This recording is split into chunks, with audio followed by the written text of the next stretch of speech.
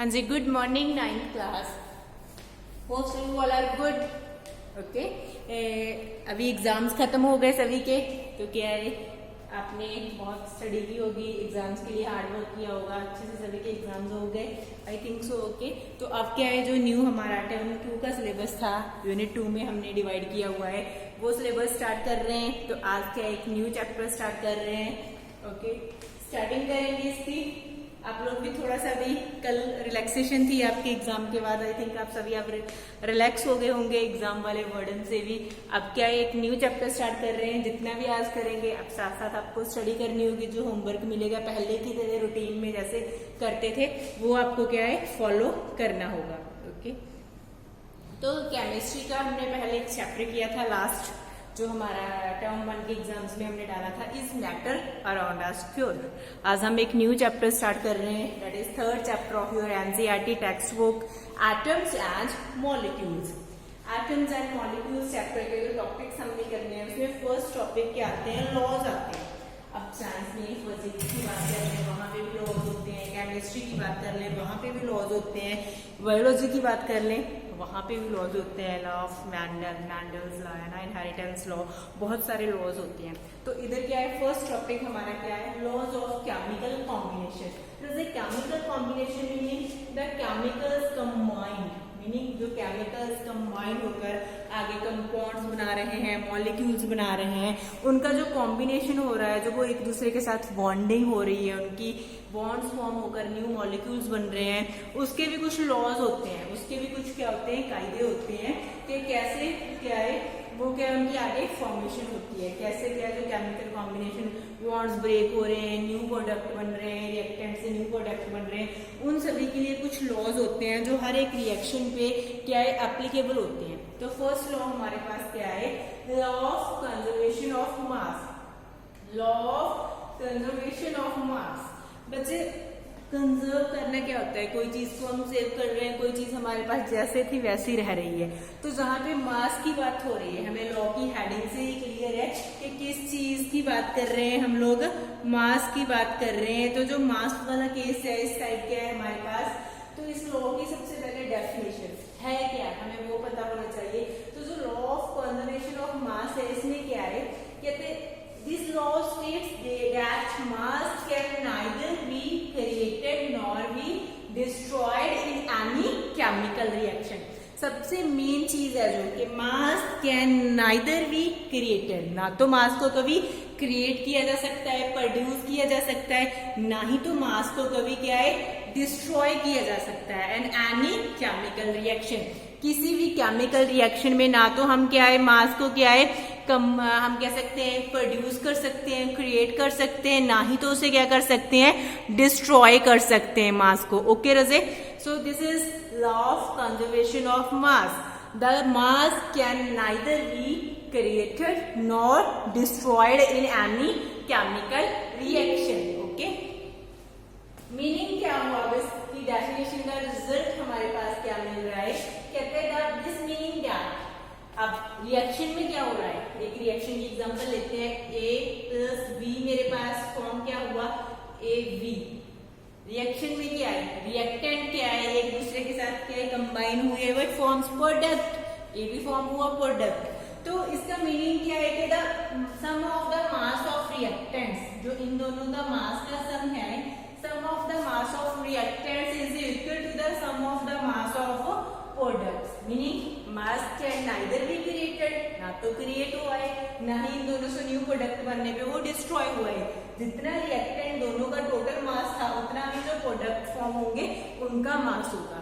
Meaning sum total of the mass of reactants is equal to the sum total of the mass of the products. Okay रजे, meaning mass remains unchanged, mass में कोई भी change नहीं आ रहा, मास remains unchanged. तो इसके लिए एक छोटी सी एक्टिविटी हम लोग करते होते हैं, मीनिंग एक्टिविटी ले लो, आप एग्जांपल ले लो, किसी भी लॉ है, जो लॉ फॉर्म हो रहे हैं, ऐसा तो है नहीं कि लिख दिया और लॉ बन गया, उसका एक एविडेंस देना पड़ता है, एक प्रूफ देना पड़ता है कि जो उस लॉ की स्टेटमेंट है वो एग्जैक्टली क्या है, सेम है, इसको हमें प्रूफ करना पड़ता है।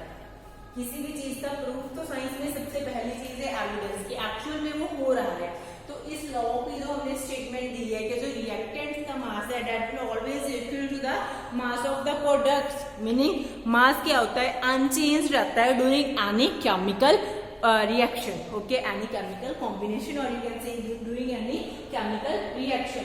For that साइंटिस्ट ने क्या एक एक्सपेरिमेंट किया था जहां से जो लॉ है वो क्या है डिस्कवर हुआ। तो इसका जो एविडेंस है वो एक्सपेरिमेंट ही था, उसमें प्रूफ हुआ था कि जो रिएक्टेंट लिए थे the mass of the reactant is equal to the mass of the product. तो कैसे क्या था एक्सपेरिमेंट, कैसे प्रूफ करना है आप लोगों को भी, जब लॉ की एक्सप्लेनेशन आएगी you have to write this experiment और you can say this example. Simple आप रिएक्शन के तौर पे एग्जांपल भी बनाकर लिख सकते हो। तो एक्सपेरिमेंट था क्या है, एक बेरियम क्लोराइड सोल्यूशन लिया, फ्लास्क तो पता है ना, जो हमारे पास ऐसी स्ट्रक्चर होती है डेट इज फ्लास्क, हम लोगों ने पहले की हुआ है जब केमिस्ट्री लैब में आप लोअर क्लासेस में गए थे। सबसे पहले मैंने इंट्रोडक्शन दी थी कैसे फ्लास्क बोलते हैं, ऐसे दिखकर बोलते हैं दिस इज फ्लास्क, ओके। तो फ्लास्क ने क्या लिया, the solution of barium chloride, उसके बाद एक इग्निशन ट्यूब जो हमारे पास बहुत ही छोटी सी ट्यूब होती है, बारीक ट्यूब होती है, उसमें हमने क्या लिया हुआ है, जैसे जो इग्निशन ट्यूब थी उसमें क्या लिया हुआ है बेरियम क्लोराइड का सोल्यूशन, और जो फ्लास्क थी उसमें हमने क्या लिया हुआ सोडियम सल्फेट का solution, Na sodium sulphate, Na2SO4 meaning sodium sulphate का सोल्यूशन। फ्लास्क में मैंने क्या ले लिया सोडियम सल्फेट Na2SO4, और जो इग्निशन ट्यूब थी उसमें मैंने क्या लिया बेरियम क्लोराइड, ओके। वैसे क्या लिया उसने बेरियम क्लोराइड। तो जो इग्निशन ट्यूब थी उसे मैंने क्या एक थ्रेड की हेल्प से क्या है, थ्रेड इधर कॉर्क जो ऊपर गुड का लगा हुआ है ना, क्या बोलते हैं कॉर्क बोलते हैं फ्लास्क को कवर करने के लिए, थ्रेड क्या है कॉर्क में से बाहर आ रहा है और मैंने उसे क्या है टाई कर दिया है थ्रेड की हेल्प से। अब जैसे ही मैंने फ्लास्क टिल्ट की, इधर आप डायग्राम देख रहे हो, तो जो मेरे पास इग्निशन ट्यूब थी उसमें से जो बेरियम क्लोराइड था रजे वो क्या है हमारे पास क्या है बाहर उस ट्यूब में, इग्निशन ट्यूब में से बाहर आया, और किसके साथ रिएक्शन होगी, जो हमारे पास सोडियम सल्फेट था। जैसे ही इसकी रिएक्शन हुई तो हमारे पास प्रोडक्ट क्या बन गया, एक तो बेरियम सल्फेट, बेरियम क्लोराइड से क्या बन गया बेरियम सल्फेट, और सोडियम सल्फेट से क्या फॉर्म हो गया sodium chloride, that is salt, हमारा जो कॉमन सॉल्ट है सोडियम क्लोराइड और बेरियम सल्फेट फॉर्म। अब जो मैंने ये रिएक्शन की थी एक फ्लास्क में दोनों चीजें लेकर, उसके बाद मैंने ऐसे वेइंग मशीन होती है ना हमारी केमिस्ट्री लैब में, वेइंग मशीन पे रखा, इसका वेट कितना था 300.23 ग्राम, ओके। इधर क्या है, जब प्रोडक्ट फॉर्म हो गए मेरे पास व्हाइट कलर का है, जो क्या है प्रोडक्ट फॉर्म हुआ that is barium sulphate, plus क्या है जो प्रेसिपिटेट फॉर्म हुए सॉल्ट के, कॉमन सॉल्ट के, सोडियम क्लोराइड के। तो उसका भी जब मैंने उस टेस्ट ट्यूब को जो प्रोडक्ट फॉर्म हो गए वेइंग मशीन पर रखा, टेस्ट ट्यूब और फ्लास्क दोनों ही है, कुछ चेंज नहीं है, वेट फ्लास्क का भी पहले था अब भी है, टेस्ट ट्यूब का वेट पहले भी था अब भी है, ना तो पहले मेरा हैंड टच था ना तो अब है, मशीन पे आप देख रहे हो एक ही चीज है। तो इसमें प्रोडक्ट चेंज हुए हैं, इसमें रिएक्टेंट थे, तो वेट हमने क्या देखा that is equal to the weight of the reactant is equal to the weight of the product, same है ना 300.23 ग्राम इधर ही। सो द रिजल्ट क्या है हमारे पास, जो लॉ क्या है फॉर्म हुआ that is the result. Result क्या है, जो लॉ है law of chemical combination meaning sorry law first law क्या है law of conservation of mass, जो हमारे पास फॉर्म हुआ। तो इसकी डेफिनेशन जो हमने दी थी, मास can neither be created nor be destroyed, meaning पूरी रिएक्शन में मैंने क्या नोट किया, रिएक्टेंट टाइम भी जो रिएक्टेंट थे बेरियम क्लोराइड और सोडियम सल्फेट उनका मास कितना था, प्लस फ्लास्क और इग्निशन ट्यूब सभी का हमने मेजर किया है वेइंग मशीन पे 300.23 ग्राम। जब प्रोडक्ट फॉर्म हो गए उसी फ्लास्क और उसी टेस्ट ट्यूब के साथ मास फिर से कितना हुआ हमारे पास, उसका कितना मास आया 300.23 ग्राम। क्लियर है? तो क्या है meaning, mass can neither be created nor be destroyed, it can change from one form to other form. Simply you can say mass remains unchange. किसी भी केमिकल रिएक्शन में जो मास होता है वो ऑलवेज क्या रहता है अनचेंज। और पूरी की पूरी थ्योरी है this is regarding this activity जो हमने अभी किया है ना, मैंने आपको एक्सप्लेन कर दिया, तो वही था इसमें। Now so this is the first law है ना वी हैव डन। तो सेकंड लॉ होता है एक, फर्स्ट लॉ तो हमने कर लिया, law of the conservation of the mass. Second law हमारे पास क्या है रजे, law of constant proportion. Second law क्या है, लॉ ऑफ कांस्टेंट प्रपोर्शन। अब इसकी बात करते हैं। प्रपोर्शन मीनिंग सिंपल में हम प्रपोर्शन की बात करें तो मैथ्स में जो रेशो वर्ड यूज करते हो ना प्रपोर्शन और रेशियो सेम ही मीनिंग होता है इनका। ओके, तो लॉ ऑफ कांस्टेंट प्रपोर्शन में मीनिंग क्या होता है कि जो हमारे रेशियो होती है, किसी चीज की प्रपोर्शन होती है, जो भी मॉलिक्यूल्स फॉर्म हो रहे हैं वो कांस्टेंट होती है। जैसे कि हमने फर्स्ट चैप्टर किया था, आई ऑलरेडी टोल्ड यू कि H2O है। वाटर कभी भी आप HO2 नहीं लिखते, H2O ही लिखते हैं, क्योंकि वाटर में फिक्स होता है हाइड्रोजन के एटम्स 2 होते हैं और ऑक्सीजन का 1 होता है, मीनिंग कांस्टेंट प्रपोर्शन होती है। वही चीज हम डिस्कस कर रहे हैं। कहते हैं इट स्टेट्स दैट, इसकी डेफिनेशन क्या होती है, in a chemical compound the elements are always present in a definite proportion by mass. किसी भी हम कह सकते हैं जो केमिकल कंपाउंड और एलिमेंट्स हैं वो किसी भी हम कह सकते हैं कंपाउंड की फॉर्म में हो, मॉलिक्यूल की फॉर्म में हो, एलिमेंट की फॉर्म में, वो ऑलवेज किस चीज में प्रेजेंट होते हैं, एक डेफिनिट और यू कैन से एक फिक्स प्रपोर्शन में। मीनिंग उनकी जो रेशियो होती है वो डेफिनिट होती है और यू कैन से फिक्स हुई होती है, जो कभी चेंज नहीं होती। Okay Raje, by mass. जैसे मैंने H2 की बहुत बार आपको एग्जांपल दिया है, एक हाइड्रोजन का मास कितना होता है 1 × 2, क्योंकि 2 मॉलिक्यूल है। 2 रेशियो ऑक्सीजन का कितना होता है रजे, 16 होता है। मैथ्स आता है ना, 2 1 जा 2, 8 2 जा 16। ओके, 1:8। किसकी रेशियो निकाली है मैंने, मास की ही तो निकाली है ना। इनके रेशियो किसकी है, इनके मास की ही है। ओके, क्लियर है। पहले हमने क्या है, मास को मेजर किया था कि उन दोनों का मास था जो बेरियम सल्फेट, और उनका मास उतना ही रहा। अब हमने मास को क्या कर लिया, उसकी रेशियो निकाल ली, मास की रेशियो। वही इसका जितना एटॉमिक मास था 2 हो गया, क्योंकि 2 थे। ये ऑक्सीजन का आपको पता ही होगा 8 एटॉमिक नंबर होता है, 16 क्या होता है इसका एटॉमिक मास होता है। तो एटॉमिक मास अब एक ही टेबल पे जा रहा था, तो इसकी रेशियो हम जैसे मैथ में करते हैं 1:8, आगे 1:8। ओके, इधर 216 को हमने कटिंग कर दी 2 के टेबल पे। Okay, simple. अगर आप और किसी भी लेना चाहते हो तो देख लो, सोडियम की अमोनिया की ले लो। अमोनिया का क्या होता है, अमोनिया जो नाइट्रोजन है उसका मास कितना हो हमारे पास 14 होता है। हाइड्रोजन पानी का 1 होता है, हाइड्रोजन कितने हैं 3 है, तो 1 × 3 हो गया 14:3। मेरी मास की जो फिक्स प्रपोर्शन होती है, किसी और का कर लो, कार्बन डाइऑक्साइड ले लो, कोई भी एग्जांपल ले सकती हो आप। इन सेंस में कहना क्या चाहती हूँ कि जो एटम्स हैं और मॉलिक्यूल्स हैं जो किसी भी केमिकल कंपाउंड के हैं, उनकी जो मास रेशियो है ना, मास की प्रपोर्शन होती है उसके फॉर्मूले में, वो फिक्स की होती है, वो डेफिनिट होती है। It can never be changed, इसे हम कभी भी चेंज नहीं कर सकते। आप नहीं कह सकते कि हाइड्रोजन का एक मॉलिक्यूल कम है तो मैं क्या है वाटर के लिए मैं क्या कर लूं HO2 ले लूं। No, that is not water. ठीक है, ग्लूकोज का फॉर्मूला है C6H12O6 है ना। यू कांट से कि मैम ऑक्सीजन कम है कुछ और ऐड कर देते हैं, फिक्स फॉर्मूला है ना। अगर यतीश का नेम यतीश है तो मैं यतीश ही लिखूंगी, मैं कैसे उसे जतिन लिख दूंगी। मीनिंग क्या है, जैसे हमारे नेम फिक्स है, आपके अब LOC फिल हुई थी, स्पेलिंग चेक कर रहे थे, सेम ये कि जो चीज क्या है फिक्स रहती है इधर भी फिक्स रह रही है। इसका जो केमिकल फॉर्मूला है उसमें जो मास रेशियो है ना वो फिक्स की होती है, that can never be changed. Okay, तो सेकंड लॉ भी क्लियर है। कोई भी आप इसमें एग्जांपल लेकर देख लो, उसकी रेशियो फिक्स होती है। कभी भी आपकी बुक में एक कंपाउंड का फॉर्मूला ऐसे नहीं है कि फर्स्ट पेज पे दे दिया अगले पेज पे चेंज हो गया। No, it can never be changed. Okay, तो हमने अभी तक कवर क्या किया, जो लॉज थे, लॉज ऑफ केमिकल कॉम्बिनेशन, इसमें हमने क्या 2 लॉज कवर किए हैं। Law of conservation of mass, meaning जो रिएक्टेंट का मास था वो ऑलवेज इक्वल टू होता है मास ऑफ द प्रोडक्ट। मास कभी भी चेंज नहीं होता, it can never B created nor be destroyed, it remains unchanged. ये किसी भी केमिकल कॉम्बिनेशन में अनचेंज रहता है, किसी भी केमिकल रिएक्शन में अनचेंज रहता है। नेक्स्ट हमारे पास जो इस चैप्टर का टॉपिक है that is Dalton's atomic theory. Okay, Dalton name के साइंटिस्ट ने क्या है एक थ्योरी दी थी, किसके रिगार्डिंग थ्योरी दी थी रजे, जो एटम्स हमारे क्या है और जो मॉलिक्यूल्स आगे फॉर्म हो रहे हैं, जो पूरे एटम्स और मॉलिक्यूल्स की कुछ स्ट्रक्चर के रिगार्डिंग कह सकते हैं। सिंपली क्या उसने बताने की ट्राई की है कि एक्चुअली में जो केमिकल कॉम्बिनेशन है उसमें क्या क्या है, कौन कौन सी हम कह सकते हैं चीजें क्या है रोल प्ले कर रही है। जस्ट क्या एक हमें कुछ इसके पोस्टुलेट्स होते हैं, जो थ्योरी होती है ना कोई भी, उसके पोस्टुलेट्स भी होते हैं और उसकी ड्रॉबैक्स भी होती हैं।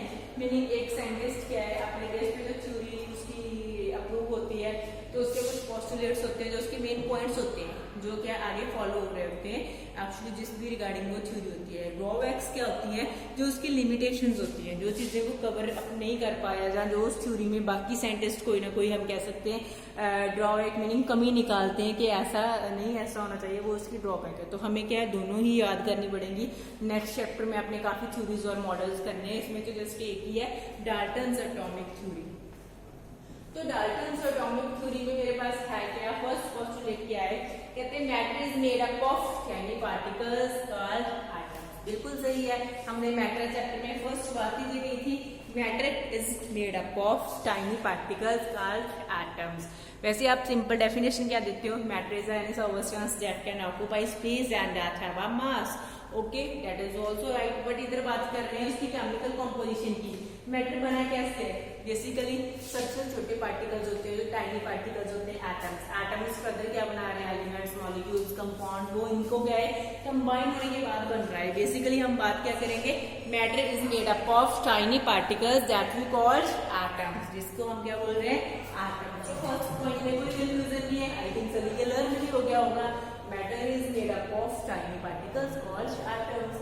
सेकेंड पॉइंट हमारे पास क्या है, atoms are indivisible and can not be created और destroyed in a chemical reaction. So atoms है इंडिविजिबल होता है, that can not be divided, जिसको हम फर्दर डिवाइड नहीं कर सकते।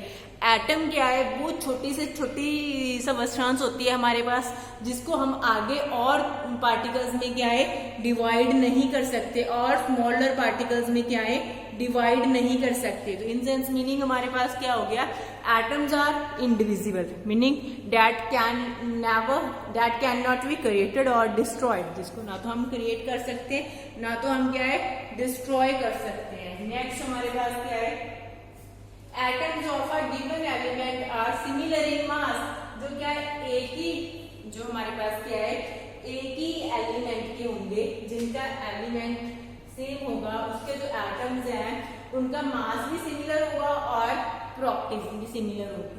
तो क्या है जो गिवन एलिमेंट के क्या है हमारे पास एटम्स होंगे, उनका मान लो H2 है, इसमें दोनों हाइड्रोजन हैं, तो हाइड्रोजन इस हाइड्रोजन का भी इस हाइड्रोजन का भी मास और प्रॉपर्टीज सेम होंगी। मानिए इसका जो इसकी प्रॉपर्टीज है, इधर वो फिजिकल प्रॉपर्टीज है, इधर वो केमिकल प्रॉपर्टीज है, वो भी सेम होंगी। अब जो डिफरेंट एलिमेंट्स के एटम्स होंगे, लाइक H2O की बात कर रहे हैं, इधर हाइड्रोजन का अपना अलग मास है, ऑक्सीजन का अलग है, डिफरेंट एलिमेंट हो गया, hydrogen is a different, oxygen is a different, O2 is a different. अगर आगे बात करें तो डिफरेंट जो एलिमेंट्स होते हैं, जो इनके एटम होते हैं लाइक H और O, इनका जो मास और प्रॉपर्टीज होती है वो क्या है डिफरेंट होती है। ओके, नेक्स्ट क्या है, जैसे atoms combine in small whole number ratios to form compounds। atoms always क्या है जो small whole number ratio में फॉर्म होते हैं, जिनसे क्या है आगे atoms क्या है जो small whole number ratio में कंबाइन होते हैं, जिनसे आगे क्या है हमारे पास कंपाउंड्स फॉर्म होते हैं। Whole number like 1 2 3 4 5, whole number में ऐसा नहीं होता 0.8, ऐसा नहीं होता 0.9, नो, होल नंबर रेशियो में क्या है कंबाइन होते हैं और जिनसे आगे कंपाउंड फॉर्म हो जाते हैं। जैसे NH3, कभी किसी ने देखा है कि 0.3 लिखा हुआ है, होल जब 1.3 लिखा हुआ है, होल नंबर में ऑलवेज क्या है कंबाइन होते हैं। नेक्स्ट क्या है, in a given compound the relative number and kind of atoms are constant. अब कोई भी कंपाउंड ले लो, जैसे मैंने पहले बात किया है, उसमें जो हमारे पास क्या है किसी भी कंपाउंड की एग्जांपल ले रहे हैं, उसमें जो एटम्स होते हैं वो कितने उसके नंबर प्रेजेंट है, वो ऑलवेज क्या है कांस्टेंट रहता है। जैसे हमने वाटर की बात की थी ना कि H2 है, वो ऑलवेज H2 ही आता है। हाइड्रोजन क्या है 2 प्रेजेंट होते हैं एटम्स, और ऑक्सीजन का 1, NH3 है, वो ऑलवेज वही फॉर्म रखती है, C6H12O6 है, वही फॉर्म रहती है। मीनिंग क्या है, इसके जो पोस्टुलेट्स हैं इन सभी में भी हमें वही चीज बताई हुई है कि कैसे फॉर्म हो रहे हैं, किसकी प्रॉपर्टी सेम होती है। बेसिक कुछ पोस्टुलेट्स हैं, 6 पोस्टुलेट की बात की है हमने, जो इसके हम कह सकते हैं मेन पॉइंट्स थे। जो आगे आपके काम भी आएंगे। और डाल्टन एटॉमिक थ्योरी अपने आप में भी एक कंसेप्ट है, क्वेश्चंस फॉर्म हो जाते हैं इसके। तो आज जस्ट हम इतना ही कवर कर रहे हैं। 2 लॉज किए, एक डाल्टन एटॉमिक थ्योरी के जस्ट पोस्टुलेट्स किए, इसकी एक आधी जो ड्रॉबैक होगी वो नेक्स्ट लेक्चर में हम कंटिन्यू करेंगे। और एटम की डेफिनेशन, इसके सिंबल्स, क्योंकि ये वो चैप्टर है जिसमें आपको लर्न करना ही पड़ेगा। एटम का एटॉमिक नंबर, उसका नेम, उसका सिंबल, उसका एटॉमिक मास। जी हम ज़्यादा ऐसे नहीं कि एक दिन में करेंगे, 10 करके 20 करके आपको लर्न तो करने पड़ेंगे। तो वो हम लर्न करेंगे भी, क्योंकि आगे 10th में भी काम आने हैं। तो नेक्स्ट जो हमारा लेक्चर रहेगा उसमें वही करेंगे, कुछ एटम्स को लर्न करेंगे, ठीक है। और आप भी एक बार, आपकी बुक में प्रेडिक्टेबल है, आप कम से कम फर्स्ट 10 पे तो एक निगाह मार लेना अपनी ना कि क्या क्या है, किसका कितना एटॉमिक नंबर है, एटॉमिक मास है। नेक्स्ट क्लास में थोड़ी सी मेरे को हेल्प मिल जाएगी, अगर कुछ आपको पहले से आता होगा एटॉमिक जो एटम्स का क्या नेम है, एल्युमिनियम है उसका सिंबल क्या है, AL है, इतना आप लोग चेक कर लेना। Okay, thank you.